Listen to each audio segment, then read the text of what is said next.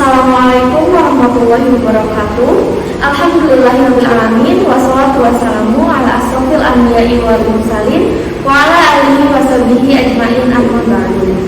Sebelumnya, semuaku yang menjadi bagian dari pelaksanaan MPLS SMK Ma'arif Terpadu Cicalengka telah menjalankan protokol kesehatan dengan menerapkan 3M, yaitu memakai masker, menjaga jarak, dan mencuci tangan. Saya Prita Yuliani dari kelas 12 TKJ, perwakilan dari OSIS, akan menjadi moderator dalam sesi materi mengenai arti dan makna Wiyata Mandala bersama Ibu Dede Sinta Kristi Esko. Baik, untuk mengefektifkan waktu, kita langsung saja ke materi yang akan dibawakan. Kepada Ibu Dede Sinta, waktu dan tempatnya saya persilakan. Terima kasih kepada Bu Rita selaku moderator. Bismillahirrahmanirrahim. Assalamualaikum warahmatullahi wabarakatuh. Puji dan syukur kita panjatkan kehadirat Allah Subhanahu wa taala karena berkat izin dan ridhonya kita dapat bertemu dan melaksanakan kegiatan MPLS ini walaupun secara tidak langsung. Salawat dan salam senantiasa tercurah kepada junjungan kita Nabi Muhammad SAW, kepada para keluarganya, sahabatnya, serta insya Allah kepada kita selaku umatnya. Apa kabar pada peserta didik baru tahun 2021? Semoga kalian dalam keadaan yang baik-baik saja dan dalam keadaan sehat walafiat. Selamat bergabung di keluarga besar SMK Ma'arif Terpadu Cicalengka. Semoga kalian dapat memperlihatkan konsisten kalian dalam belajar secara sungguh-sungguh. Baik, pada kesempatan kali ini seperti yang sudah tadi disampaikan oleh moderator, kita akan membahas mengenai wawasan Wiyata Mandala. Di antara kalian pasti sudah ada yang tahu atau sudah mendengar tentang wawasan Wiyata Mandala, karena di SMP pun biasanya pada saat MPLS materi ini disampaikan. Tapi pada kesempatan ini mari kita bahas kembali tentang wawasan Wiyata Mandala untuk mengingatkan kalian dan untuk meningkatkan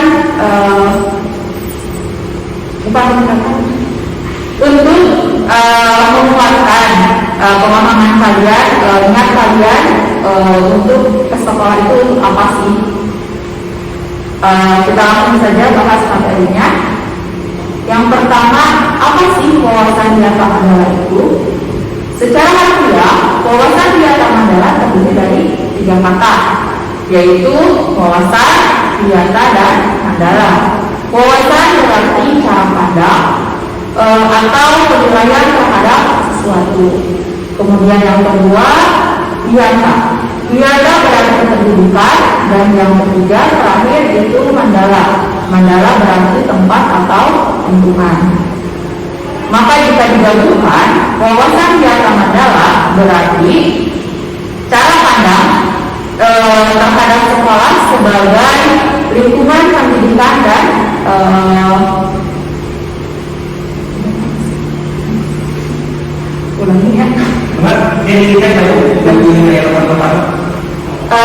maka dapat disimpulkan wawasan Wiyata Mandala adalah cara pandang terhadap sekolah sebagai lingkungan pendidikan dan pembelajaran. Itu pengertian dari wawasan Wiyata Mandala. Kemudian apa saja sih unsur-unsur Wiyata Mandala? Yang pertama, sekolah. Sekolah merupakan lingkungan pendidikan. Sekolah sebagai tempat terselenggaranya proses belajar mengajar. Kemudian yang kedua, kepala sekolah. Kepala sekolah mempunyai wewenang dan tanggung jawab penuh atas penyelenggaraan pendidikan dalam lingkungan sekolah. Ketiga, antara guru dan orang tua harus ada saling pengertian dan kerjasama untuk mengemban tugas pendidikan. Nah, dalam poin ini biasanya kalian sebagai siswa saat dimintai kontak orang tua suka susah memberikan nomor, ya.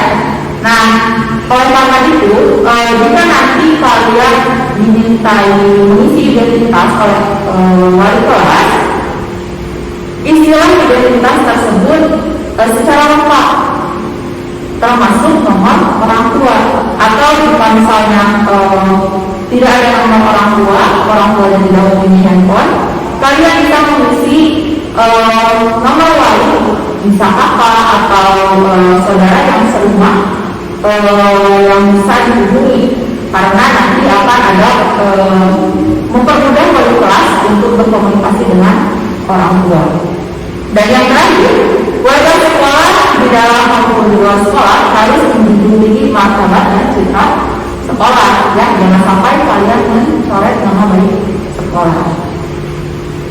Setiap pihak yang terlibat dalam dunia pendidikan berkewajiban untuk menjadikan sekolah sebagai wawasan data negara. Secara umum, kedudukan sekolah dalam wawasan data negara dapat dikelompokkan menjadi dua. Ya, yang pertama, sekolah sebagai tempat belajar seperti yang kita ketahui, dan yang kedua, sekolah sebagai rumah kedua, ya, seperti yang terdapat dalam lirik Mas, ya, dalam Mas SMK Malio Cicalengka disebutkan bahwa SMK Malio Cicalengka itu rumah kedua bagi kita. Nah, kita bahas dulu yang pertama, sekolah sebagai tempat belajar. Seperti yang kita ketahui, sekolah merupakan tempat berlangsungnya kegiatan belajar mengajar. Melalui kegiatan belajar mengajar, diharapkan peserta didik mempunyai kemampuan pengetahuan, keterampilan, serta sifat yang berguna bagi kehidupannya, baik di masa sekarang ataupun di masa yang akan datang. Kemudian yang selanjutnya, di sekolah pun terdapat guru dan peserta didik yang sebagai objek sebagai subjek pembelajar. Ini berarti guru dan peserta didik merupakan aktor utama dalam kegiatan pembelajaran. Jika tidak ada peserta didik, maka sekolah atau pembelajaran tidak akan berjalan. Ya, maka keduanya itu sebagai subjek. Tapi selain guru dan murid, terdapat subjek-subjek penting lainnya yang menunjang kegiatan proses belajar mengajar, seperti staf usaha, ya, kemudian ada pustakawan dan staf lainnya. Yang ketiga, di sekolah terdapat kurikulum. Nah, kurikulum biasanya dalam pelaksanaannya diwujudkan dalam berbagai mata pelajaran yang diajarkan oleh guru. Dan terdapat banyak mata pelajaran nanti yang akan diajarkan. Kemudian ada sumber belajar, yaitu buku-buku pelajaran yang digunakan oleh guru, dan tentunya bapak ibu guru itu sendiri yang menyampaikan. Kemudian sarana dan prasarana penunjang seperti ruang kelas, laboratorium, lapangan yang bisa digunakan untuk mendukung proses pembelajaran. Dan yang terakhir, terdapat aturan yang bersifat akademis maupun yang mengatur mengenai perilaku warga sekolah. Peraturan akademis contohnya adalah cara peserta didik atau siswa dalam belajar, ya, dalam mendapatkan nilai. Jika kita ingin mendapatkan nilai, kemudian kita harus mengikuti pembelajaran dengan baik, kemudian mengerjakan tugas-tugasnya dan mengikuti kegiatan-kegiatan ulangan, baik ulangan harian, ulangan tengah semester ataupun ulangan akhir semester. Itu semuanya harus diikuti. Dan peraturan yang mengatur warga sekolah dituangkan dalam bentuk tata tertib. Ya, kita punya tata tertib, ya. Tata tertib itu harus dilaksanakan, jangan sampai dilanggar. Hal-hal yang harus dilakukan apa saja, kemudian hal-hal yang dilarang itu apa saja, dan sanksi atas pelanggaran tata tertib itu sendiri, semuanya sudah ada aturannya. Kalian harus mengikuti. Selanjutnya, karena sekolah sebagai tempat belajar, maka sekolah tidak boleh digunakan untuk kegiatan yang tidak berhubungan dengan pendidikan. Misalnya konser musik atau kampanye partai politik, itu diusahakan atau tidak boleh dilakukan di sekolah, karena sekolah itu fungsinya untuk tempat belajar. Yang kedua, tujuan utama peserta didik berada di sekolah adalah untuk belajar, bukan untuk gaya-gayaan atau pamer kekayaan atau bahkan hanya sekedar kita tempat itu. Ada ya kita teman yang kalau ke sekolah kerjanya tidur terus, ada nggak? Ada. Nah, jangan sampai kalian seperti itu ya. Kalian ke sekolah itu tujuannya untuk belajar, bukan tidak tempat tidur. Kalau tidur itu di rumah ya. Nah, makanya kalian harus meluruskan kembali niat kalian belajar atau pergi ke sekolah itu untuk apa ya. Bahkan zaman sekarang kebanyakan ke sekolah itu untuk belajar ya, atau misalnya hanya sekedar hiburan, mencari teman, mencari pacar ya, itu kembali meluruskan niatnya. Jangan sampai ke sekolah menjadi tempat fashion show ya. Kalian ke sekolah dengan make up yang tebal, lipstick yang murah, melebihi guru-gurunya. Jadi kalian perhatikan kembali. Kemudian selanjutnya, setiap warga sekolah harus mematuhi peraturan yang berlaku di sekolah. Ikuti tata tertib yang berlaku. Terakhir, setiap warga sekolah harus mampu menunjukkan karakter warga terdidik, baik di dalam maupun di luar sekolah. Bisa tercermin dari perilaku ya, sopan santun. Kemarin sudah dibahas ya tentang sopan santun. Nah, kalian terapkan sopan santun itu bukan hanya di sekolah, tapi di luar sekolah pun. Kemudian cara berbicara, hindari berbicara kata-kata kasar, terutama di sekolah ya. Kalian masih banyak terdengar yang berbicara anjing coplok ya. Anjing coplok itu di sekolah dengan sangat jelas. Coba hindari itu, bukan hanya di sekolah tapi di luar itu ya, untuk mencerminkan bahwa kalian itu orang-orang terdidik. Jadi dijaga kembali. Wujud nyata kesadaran sekolah sebagai tempat belajar tercermin dari perilaku menggunakan seragam sesuai aturan sekolah, mulai dari ujung rambut sampai dengan ujung kaki. Kemudian menggunakan atribut lengkap, menggunakan pakaian sesuai jadwal yang ditentukan. Ada jadwalnya kan? Kalau misalnya memakai putih abu, memakai almanac ya. Terus kemudian kapan memakai batik, kemudian kapan memakai baju praktek ya. Jangan sampai waktunya memakai putih abu kalian memakai baju praktek atau memakai baju batik. Itu disesuaikan dengan jadwal. Yang kedua, mempelajari semua pelajaran yang diberikan guru dengan sungguh-sungguh. Ikuti setiap pembelajaran. Apalagi sekarang pembelajaran dilakukan secara daring. Banyak sekali godaan-godaan ya. Mungkin terdapat di antara kalian yang hanya mengisi absen. Istilah masuk sesudah itu entah kemana gitu ya, tidak mengikuti pembelajaran dengan baik karena guru-guru tidak bisa melihat secara langsung. Berbeda dengan saat pembelajaran tatap muka, saat anak ada yang membantu atau ada yang main HP, itu bisa terlihat langsung oleh guru. Tapi kalau kondisi seperti ini dari kan susah ya, tidak terlihat. Jadi itu hanya kalian yang tahu. Kalian mengikuti pembelajaran secara baik atau hanya mengisi absen. Memang guru tidak mengetahui, tapi dampaknya akan terasa oleh kalian sendiri. Percuma dapat nilai di rapor 90 misalnya, tapi pemahamannya tidak ada. Ya, jadi hanya angka saja. Jadi ikutilah pembelajaran secara baik dan sungguh-sungguh. Dan yang terakhir, tidak melakukan perbuatan yang mencoreng diri sendiri, orang tua maupun sekolah. Ya, jaga nama baik diri sendiri, orang tua dan sekolah. Itu sekolah sebagai tempat belajar. Yang kedua, sekolah sebagai rumah kedua. Nah, biasanya menghabiskan sebagian besar waktunya di sekolah. Itu apalagi seperti berita yang mengikuti OSIS.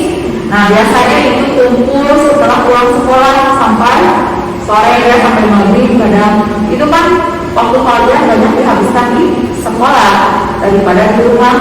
Sekarang berangkat dari rumah kadang pukul 6 lebih ya, karena masuk pukul 7, pulang ke rumah maghrib, pulang ke rumah maghrib capek, mandi, makan, tidur, besoknya berangkat ke sekolah. Maka dari itu sebagian waktunya dihabiskan di sekolah.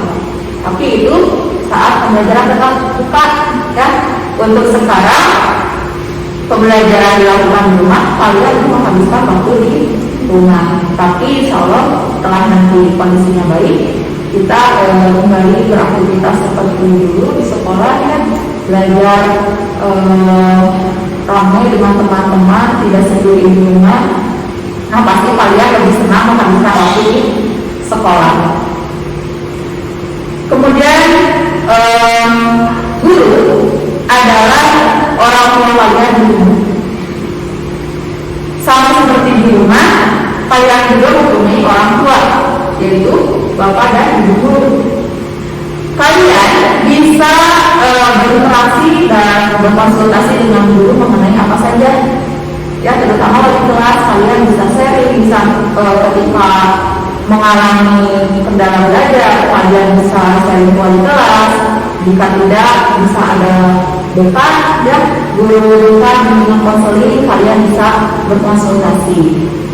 Maka guru dapat memberikan bantuan yang dibutuhkan, tapi tentu dengan batasan-batasan, tidak seperti orang tua di rumah, tetap ada batasannya. Yang ketiga, teman sebaya, kakak kelas dan adik kelas adalah saudara kalian di sekolah. Yang layaknya saudara biasanya saling menjaga, saling melindungi. Nah, maka kalian harus saling menjaga dan saling melindungi antar teman, baik itu teman sebaya, kakak kelas ataupun adik kelas. Kan? Selanjutnya ruang kelas, taman, serta fasilitas lainnya di sekolah itu dijaga, tapi bahkan rumah kita sendiri, terutama ruang kelas.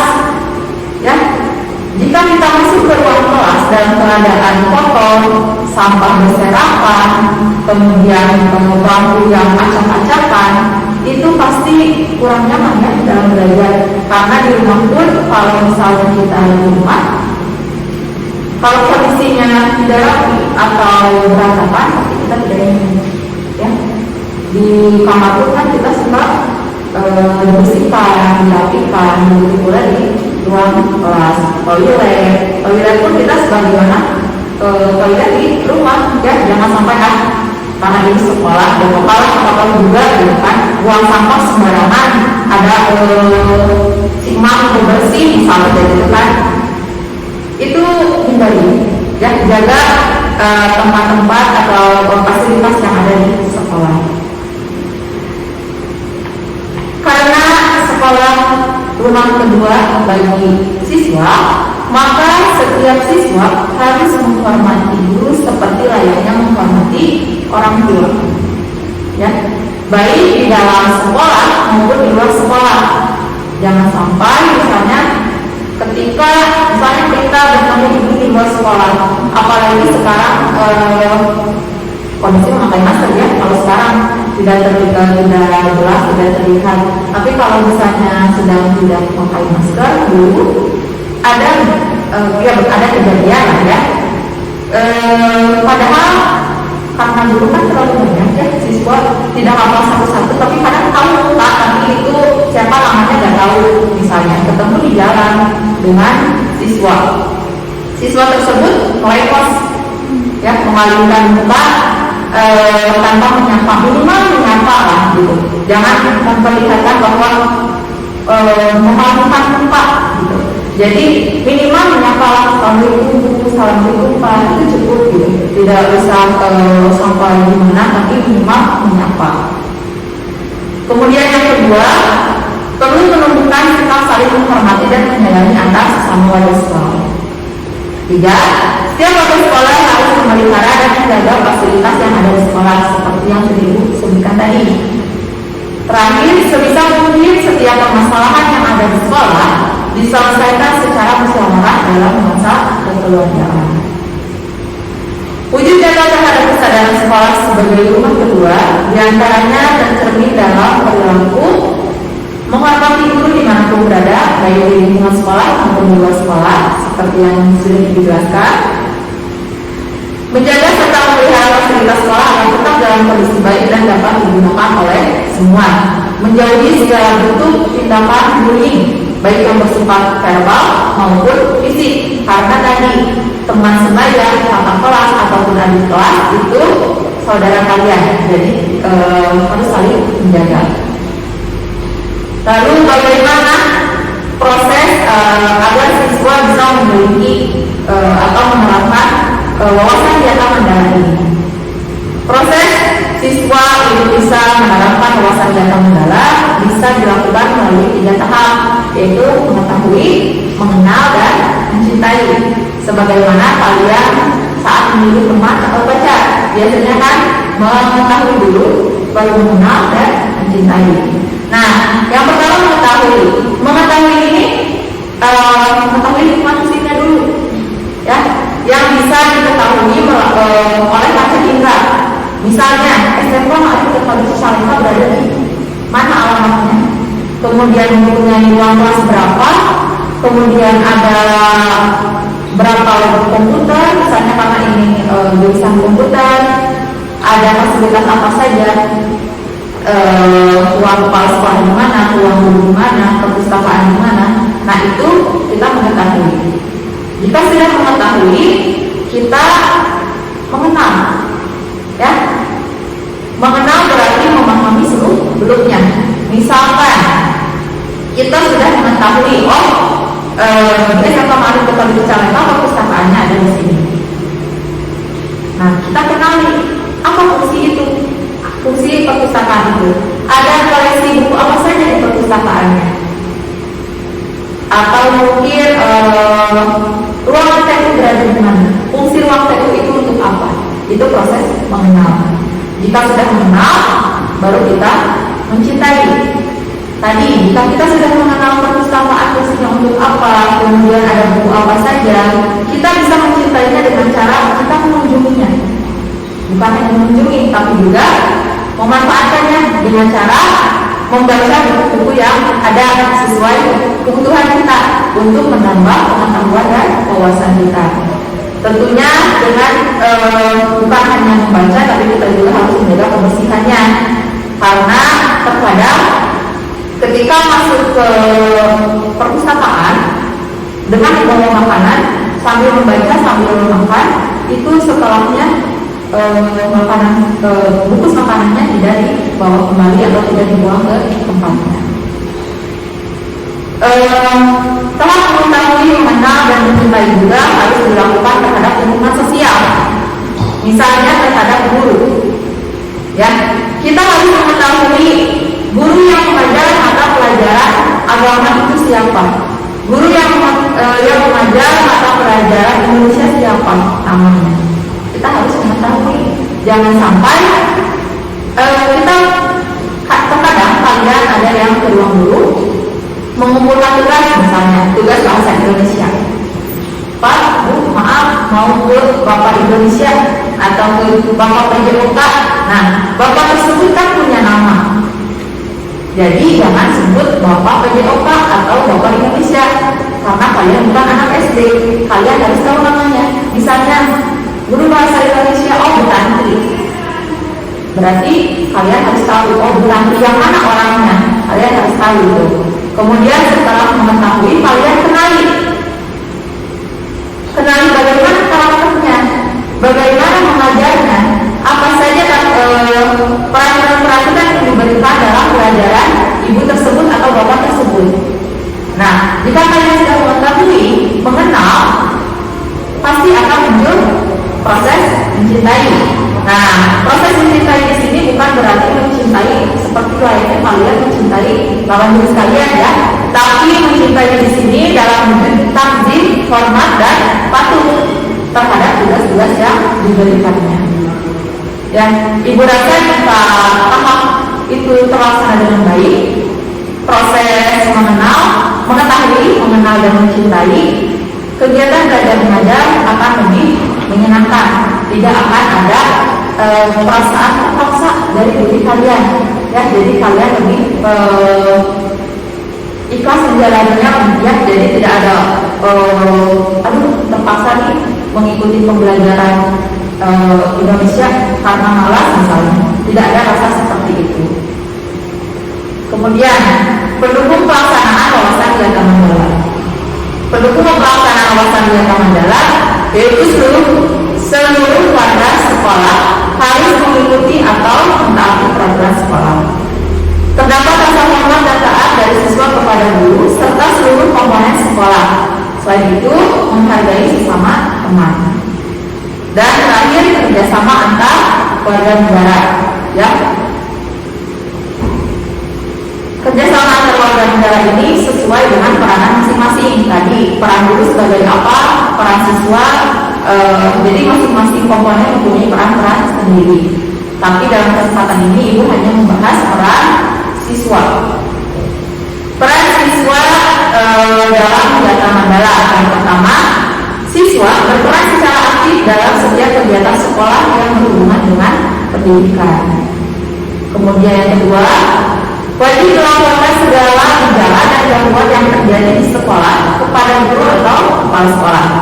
Membantu terciptanya tata tertib di sekolah dengan mematuhinya.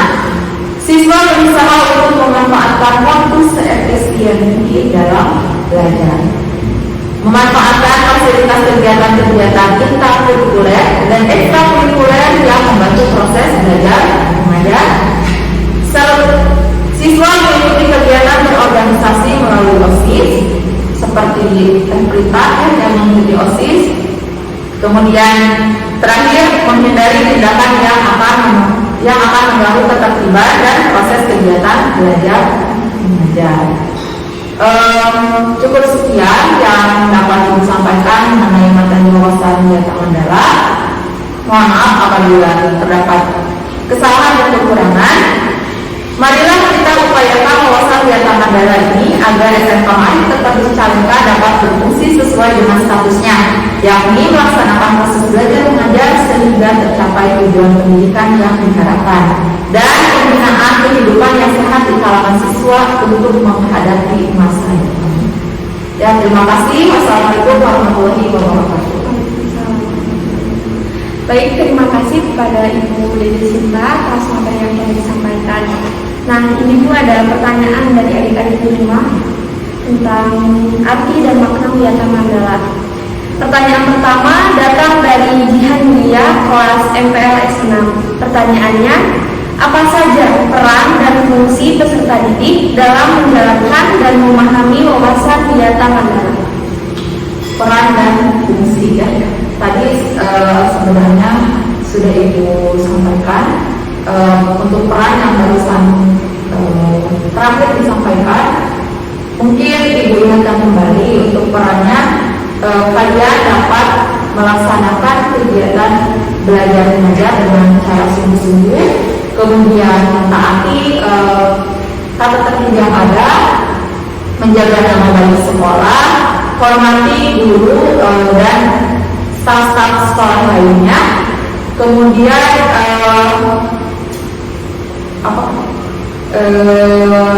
saling menghormati antar sesama, saling menghargai antar teman. Begitu perannya. Fungsi tadi fungsi siswa, ya, peserta didik. Fungsi peserta didik. Fungsi peserta didik di wawasan Wiata Mandala. Fungsi peserta didik yaitu tadi sebagai subjek utama dalam proses pembelajaran. Ya, tadi ada itu jika tidak ada peserta didik, mungkin proses pembelajaran tidak akan berjalan. Mungkin itu, semoga dapat menjawab pertanyaannya.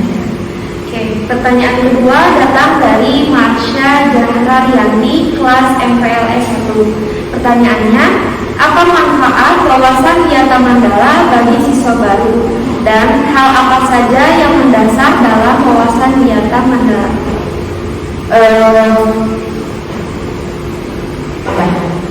hal-hal dasar dalam wawasan data mendalam ya.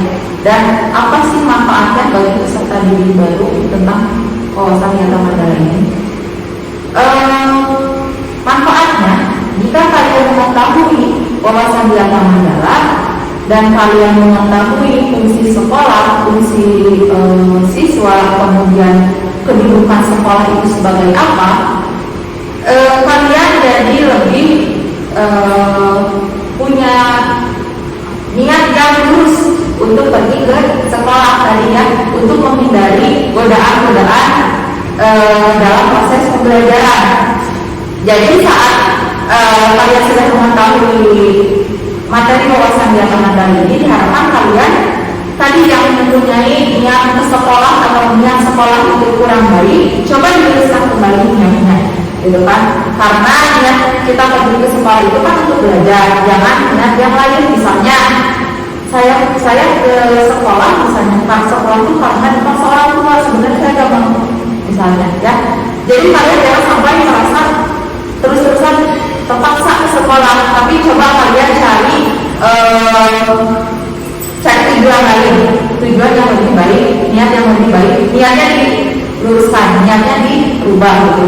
Memang awalnya kalian terpaksa, misalnya karena dipaksa orang tua harus sekolah, padahal saya belum sekolah, saya maunya main sama teman-teman, atau saya maunya di rumah aja, misalnya gitu ya.